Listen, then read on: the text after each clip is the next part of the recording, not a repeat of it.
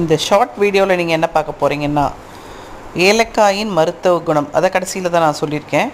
முதல்ல வாங்க நம்ம ஏலக்காய் தோட்டத்தை பார்க்கலாம். பாருங்கள் எவ்வளோ அழகாக வளர்ந்துருக்குது. இங்கே பப்ளிக் அலோவ் பண்ணுறாங்க. ஸோ அதுக்குள்ளே அவங்க தோட்டத்துக்குள்ளே போகாமல் இருக்கணும் அப்படிங்கிறதுக்காக கிரில் வேலி போட்டு வச்சுருக்காங்க. இப்போ இந்த ஏலக்காய் எவ்வளோ நான் நிறைய பேர் சீடில் ஏலக்காய் வளர்ப்பது எப்படி அப்படின்லாம் நிறைய வீடியோஸ் போட்டிருக்காங்க, நான் பார்த்துருக்கேன். ஸோ நான் இங்கே போனதும் ஏலக்காயை பற்றி முழு விவரங்களை இந்த ஃபார்மோட கேர்டேக்கர்கிட்ட தெரிஞ்சுக்கிட்டேன். அந்த ஏலக்காய் விதைகளை வைக்கோல் போட்டு முதல்ல வைக்கோல் போடுவாங்க. வைக்கோல் மேலே விதைகளை போட்டு திரும்பியும் ஒரு லேயர் வைக்கோல், அதுக்கு மேலே மீண்டும் விதைகள் போட்டு தண்ணீர் தெளித்து இந்த பக்குவத்தில் வளர்த்துனாங்கன்னா 60 நாள் கழித்து தான் அது முளைக்கும். இது ஒரு மெத்தட். ரெண்டாவது மெத்தட் எப்படின்னு கேட்டிங்கன்னா, இது வாழைக்கன்று மாதிரி பக்கக்கன்றுகள் வந்திருக்கும். இந்த பக்கக்கன்றுகளை ஏலக்காய் காய்ச்சி முடிச்சதுக்கப்புறம் அகற்றிடுவாங்க. இப்போ நம்ம வாழை மரத்தில் அகற்றுறோம் இல்லையா, அது மாதிரி அகற்றிடுவாங்க. அகற்றி வேறு இடத்துல வைப்பாங்க. அப்படி வைக்கும்போது உங்களுக்கு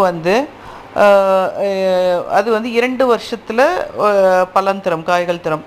ஆனால் விதை மூலமாக நம்ம வளர்க்கக்கூடிய செடி 3 வருடங்கள் கழித்து தான் பலன் தரும். அதற்கு தகுந்த சீதோசன நிலை அங்கே இருக்கணும். அந்த சில்னஸ் இருந்தால் தான் அந்த கிளைமேட்டில் கிடைக்கும். இப்போ நீங்கள் பார்த்தீங்கன்னா மூணாறு டு தேக்கடி, இதில் இடுக்கிங்கிற பிளேஸ் அங்கே தான் நம்ம ரிசர்ச் ஸ்டேஷன், ஏலக்காயோட ரிசர்ச் ஸ்டேஷன் இருக்குது. இங்கே உலகத்திலேயே தரமான ஏலக்காய் கிடைக்கிறது. அங்கே இருக்கவங்ககிட்ட நான் பேசும்போது அவங்க என்ன சொன்னாங்கன்னா, ஏலக்காயெலாம் நீங்கள் சாப்பிடாமல் இருந்தால் விலை கம்மியாகும், இல்லைன்னா ஏலக்காய் இலை ஏறிக்கிட்டே இருக்கும் அப்படின்னாங்க.